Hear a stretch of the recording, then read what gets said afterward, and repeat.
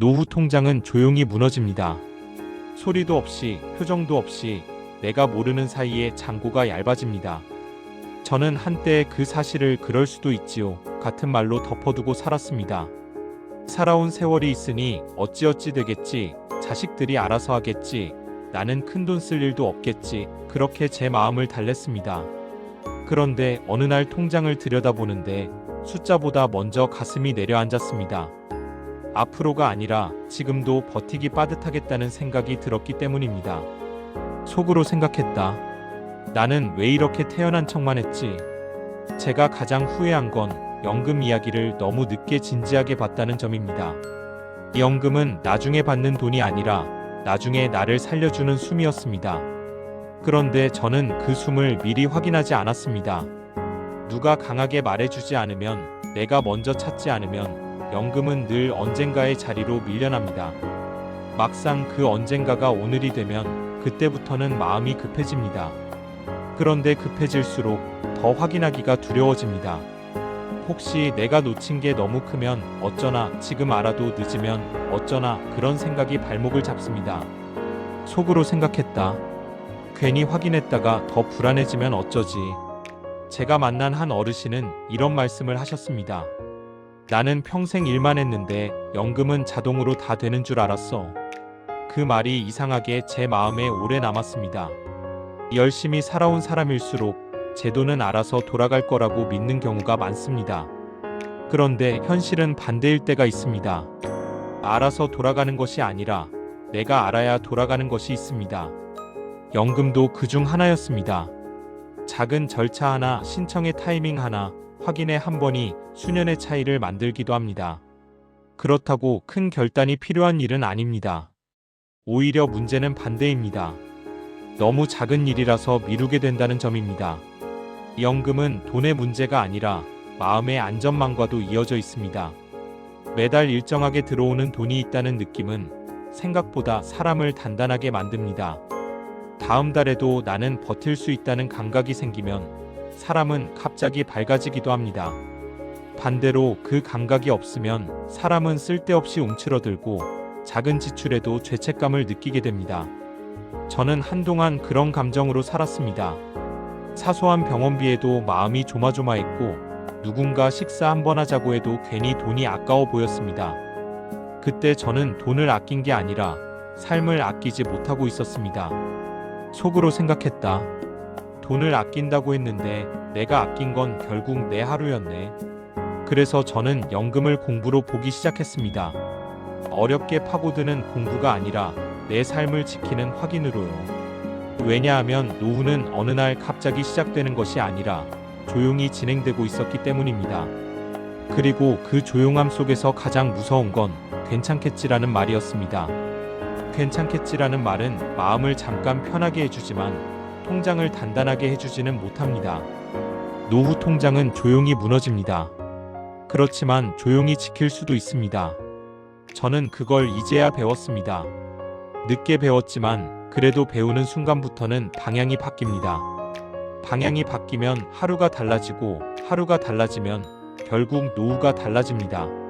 속으로 생각했다. 지금이라도 돌아설 수 있지. 아직 끝난 건 아니야. 오늘은 연금 이야기였습니다. 그런데 통장에서 새는 구멍은 연금 하나로 끝나지 않습니다. 다음 화에서는 보험 이야기로 이어가겠습니다. 겹쳐서 내고 있는 줄도 모르고 그냥 두면 조용히 돈이 빠져나가는 그 구조를 제 경험과 실제 사례로 풀어드리겠습니다. 다음 영상에서 이어집니다. 노후 통장은 조용히 무너집니다. 저는 그 조용함이 제일 무섭다고 느꼈습니다. 티가 안 나니까요. 한 달에 몇만 원, 몇십만 원, 그 정도는 괜찮다고 생각하게 됩니다. 그런데 그 괜찮음이 쌓이면 어느 순간부터는 손을 대기가 어려운 덩어리가 되어 있습니다. 보험이 딱 그랬습니다. 저는 보험을 안전이라고 믿었고 안전을 위해 내는 돈이니 당연하다고 생각했습니다. 그런데 어느 날 보험료가 아니라 기분이 제 생활을 흔들고 있다는 걸 알게 되었습니다. 돈이 빠져나갈 때마다 마음도 같이 얇아지고 있었습니다. 속으로 생각했다. 나는 왜 안전을 사면서 불안을 키우고 있지? 제가 보험을 들기 시작한 건 대부분 좋으니까였습니다. 누가 그러더라고요. 이건 꼭 필요하다고. 지금 아니면 못 든다고.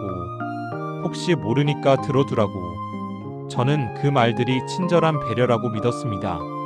그런데 시간이 지나 보니 보험은 친절보다 더 강한 감정으로 팔릴 때가 많았습니다. 두려움으로, 불안으로, 죄책감으로 말입니다.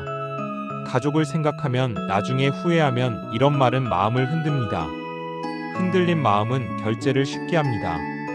그때는 잘한 선택 같지만 시간이 지나면 그냥 유지하는 선택이 되어버립니다. 유지라는 말이 주는 착각이 있습니다. 유지하면 괜찮을 것 같다는 착각입니다. 그런데 유지에는 비용이 듭니다. 돈도 들고 마음도 듭니다. 특히 나이가 들수록 보험을 들고 있다는 사실이 안심이 되기보다는 부담이 되기도 합니다. 매달 빠져나가는 금액이 고정되면 사람은 스스로를 더 조심스러운 사람으로 바꿉니다. 나는 이제 함부로 쓰면 안 되라는 말이 입버릇이 되고 그 말이 많아질수록 하루가 작아집니다. 속으로 생각했다. 내가 보험을 들었는데 왜 내 하루는 더 작아졌지? 제가 만난 한 분은 보험증권을 여러 장 꺼내놓고도 어떤 보장을 가지고 있는지 정확히 모르셨습니다. 그런데 보험료는 정확히 내고 계셨습니다. 그 장면이 제 마음을 찔렀습니다. 내가 이해하지 못하는 것을 내가 매달 책임지고 있다는 사실, 그게 이상하게 서러웠습니다. 보험은 복잡할 수 있습니다. 그런데 복잡함이 오래가면 결국 사람은 포기합니다. 포기하면 그대로 둡니다. 그대로 두면 돈이 새기도 합니다. 문제는 그 새는 돈이 보이지 않게 새어나간다는 점입니다. 보험은 보장이 겹칠 수 있습니다. 같은 종류의 보장을 여러 장에서 가지고 있을 수 있고 이미 다른 제도로 커버되는 영역을 또 사기도 합니다. 그러면 보험은 안전이 아니라 중복이 됩니다. 중복은 결국 과잉이 되고 과잉은 노후의 숨통을 조용히 조입니다. 저는 그 사실을 알고 나서야 보험을 많이 드는 게 아니라 맞게 갖추는 게 중요하다는 걸 깨달았습니다. 그리고 그 깨달음은 이상하게도 저를 가볍게 했습니다. 돈을 줄여서가 아니라 불안을 줄여서 가벼워졌습니다. 보험을 정리하는 과정에서 제가 느낀 건 한 가지였습니다. 보험은 내 인생을 대신 책임져 주는 게 아니라 내가 내 인생을 책임질 때 보조가 되어 준다는 점입니다. 그래서 결국 핵심은 내가 내 삶을 얼마나 이해하고 있느냐로 돌아옵니다. 내 몸, 내 생활, 내 가족 구조, 내 지출 패턴, 내 미래 계획. 그 안에서 보험은 자리 잡아야 합니다. 그렇지 않으면 보험은 언제든 그대로 두면 돈 셉니다가 되어버립니다. 속으로 생각했다. 나는 안전을 산 게 아니라 불안을 그냥 연장하고 있었네. 노후 통장은 조용히 무너집니다. 그런데 저는 이 조용함을 깨우는 순간이 필요하다고 느꼈습니다. 큰 결심이 아니라 아주 작은 확인 하나로요. 그 확인이 시작되면 돈이 아니라 마음이 먼저 편해질 때가 있습니다. 마음이 편해지면 선택이 달라집니다. 선택이 달라지면 노후가 달라집니다. 오늘은 보험 이야기였습니다. 그런데 연금과 보험을 정리해도 통장이 하루아침에 비어버리는 경우가 있습니다. 단 한 통의 전화, 단 한 번의 클릭 때문입니다. 다음 화에서는 보이스피싱 이야기로 이어가겠습니다. AI와 딥페이크가 더해진 최신 수법 속에서 왜 우리가 가장 먼저 지켜야 할 것이 통장보다 판단의 순간인지 실제 사례로 풀어드리겠습니다. 다음 영상에서 이어집니다.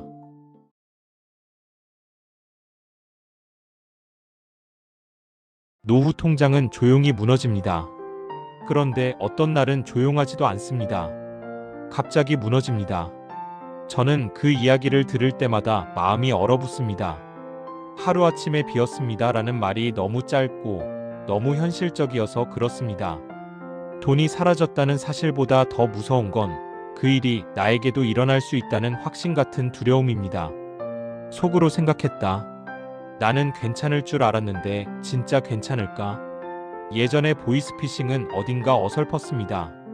말투가 이상했고 급한 느낌이 났고 금방 눈치챌 것 같았습니다. 그런데 요즘은 다릅니다. 너무 그럴듯합니다. 전화번호도 그럴듯하고 목소리도 그럴듯하고 말의 순서도 그럴듯합니다. 검찰입니다. 금융감독원입니다. 같은 말이 나오면 사람은 몸이 먼저 긴장합니다. 긴장한 몸은 판단을 늦춥니다. 그리고 그 늦음을 상대는 기다려주지 않습니다. 오히려 더 빨리 몰아붙입니다. 빨리 하셔야 합니다. 지금 안 하시면 위험합니다. 지금만 확인하면 됩니다. 그 말들은 정보를 주는 말이 아니라 마음을 쫓는 말입니다. 제가 들었던 가장 무서운 사례는 이런 구조였습니다. 고객님 명의가 범죄에 연루되어 있습니다. 그 한 문장으로 사람의 자존감이 무너지고 정신이 하얘집니다. 그 다음부터는 설명이 아니라 통제가 시작됩니다. 통제는 늘 친절한 척합니다. 도와드리겠습니다. 보호해드리겠습니다. 절차만 따라오시면 됩니다. 그 순간 사람은 믿음이 아니라 살아남기로 움직입니다. 그러면 평소에 하지 않던 행동도 하게 됩니다. 속으로 생각했다. 나라도 그 순간엔 정신이 없었을 것 같아. 특히 어르신들이 더 취약한 이유는 단순하지 않습니다. 어르신들은 사람을 믿고 살아온 시간이 길기 때문입니다. 공문서와 기관의 말은 믿을 만하다는 경험이 몸에 배어 있습니다. 그리고 상대는 그 믿음을 정확히 파고듭니다. 게다가 요즘은 AI가 목소리를 흉내내기도 하고 가족의 말투를 따라하기도 합니다. 엄마, 나 지금 급해 같은 말이 들리면 그건 논리로 막기 어려운 순간이 됩니다. 논리는 느리고 감정은 빠릅니다. 가족을 향한 마음은 더 빠릅니다. 저는 이런 이야기를 들을 때마다 돈보다 먼저 마음의 자책이 떠오릅니다. 왜 그랬을까? 왜 믿었을까? 왜 확인하지 않았을까? 그런데 그 질문은 너무 가혹합니다. 그 순간을 겪은 사람은 이미 충분히 흔들렸기 때문입니다. 저는 오히려 이렇게 생각하게 되었습니다. 그들이 약해서가 아니라 상대가 교묘해서 그런 것이라고요. 그러니 중요한 건 내가 똑똑해져야 한다가 아니라 내가 흔들리는 순간을 알아차려야 한다였습니다. 흔들리는 순간을 알아차리면 그 다음 선택이 달라집니다. 속으로 생각했다. 내 마음이 급해지는 순간 그게 신호일지도 몰라. 통장이 비는 과정은 돈의 이동이 아니라 판단의 틈이 열리는 과정이기도 합니다. 그 틈은 늘 급함에서 시작됩니다. 급함은 사람을 혼자 있게 만듭니다. 누구에게도 묻지 못하게 하고 혼자 결정하게 합니다. 그래서 저는 요즘 이런 문장을 마음속에 두고 싶어집니다. 급할수록 나는 혼자가 아니라는 것을 기억하자고요. 그 기억 하나가 판단을 살릴 수 있습니다. 노후 통장은 조용히 무너집니다. 연금에서, 보험에서, 그리고 디지털 사기에서. 하지만 저는 이 시리즈를 만들며 한 가지를 분명히 느꼈습니다. 무너지는 속도보다 지키는 의지가 더 단단할 수 있다는 점입니다. 우리가 조금만 더 우리 편이 되어주면 통장은 다시 숨을 쉽니다. 돈이 돌아오는 게 아니라 내 마음이 다시 제자리를 찾는 것처럼 말입니다. 속으로 생각했다. 내가 나를 지키는 편이 되어야겠어. 지금까지 연금, 보험, 보이스피싱 이야기를 함께 나누었습니다. 노후 통장은 조용히 무너집니다. 그렇지만 조용히 지킬 수도 있습니다. 저는 그 가능성을 믿고 싶습니다. 그리고 그 믿음은 결국 나 혼자만의 의지가 아니라 서로의 경험이 이어질 때 더 커진다고 생각합니다. 오늘 이 이야기가 누군가에게는 작은 경고가 되고 누군가에게는 작은 안심이 되기를 바랍니다. 그리고 무엇보다 늦게라도 알아차린 사람은 아직 끝나지 않았다는 사실을 함께 기억하고 싶습니다.